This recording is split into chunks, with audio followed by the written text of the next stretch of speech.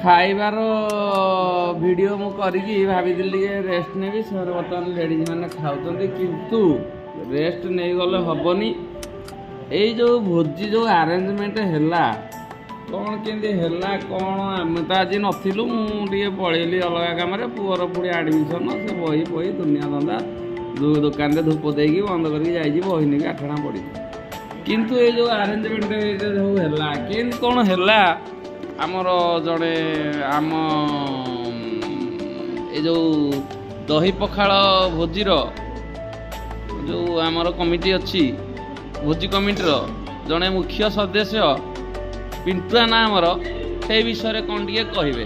ଇଆଡ଼େ ନିଅ ପିଣ୍ଟୁଆ ନା, କ'ଣ ଟିକେ କୁହ, ମାନେ କ'ଣ କେମିତି ହେଲା ଆଜି ଭୋଜି ଆରେଞ୍ଜମେଣ୍ଟ, କ'ଣ କେମିତି ହେଲା ସକାଳୁ ଆଜି ଶନିବାର। ହଁ, ଆମର ଟିମ୍ ଲିଡର ଆମର ବଡ଼ ହଜ ଅଞ୍ଜନା ହଜ। ଟିକେ ହାତ ଟେକି ଦିଅ। ଜୟ ଜଗନ୍ନାଥ। ଆଉ ଦେବୀ ହଜ ହାତ ଟେକି ଦିଅ। ଆମର ଦୀପା ହାତ ଟେକି ଦିଅ। ଆଉ ମୋର ଧର୍ମପତ୍ନୀ ପିତୁଆପା ହାତ ଟେକି ଦିଅ। ଜୟ। ମୋ ସାଙ୍ଗର ମିସେସ୍ କୁନି ଦେବତା।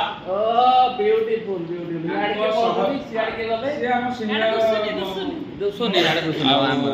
ଆମର ସବୁ ଟିମ୍ର ମୁଖ୍ୟ ପରିଚାଳକ ହେଲେ ଆମର ଅଞ୍ଜନା ଭାଉଜ।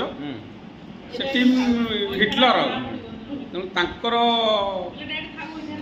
ସଜେସନରେ ଆଜି ଗୋଟେ ପଖାଳ ଭୋଜିର ଆୟୋଜନ କରାହେଇକି ସକାଳୁ କେମିତି ଆରେଞ୍ଜମେଣ୍ଟ କ'ଣ କେମିତି ହେଲା? ଆରେଞ୍ଜମେଣ୍ଟ ଆମେ ଭାଉଜ ଆମକୁ ନିର୍ଦ୍ଦେଶ ଦେଲେ, କ୍ରମେ ତାଙ୍କ ହଜବେଣ୍ଡ ବିଜୟ ଅଛନ୍ତି, ଆଉ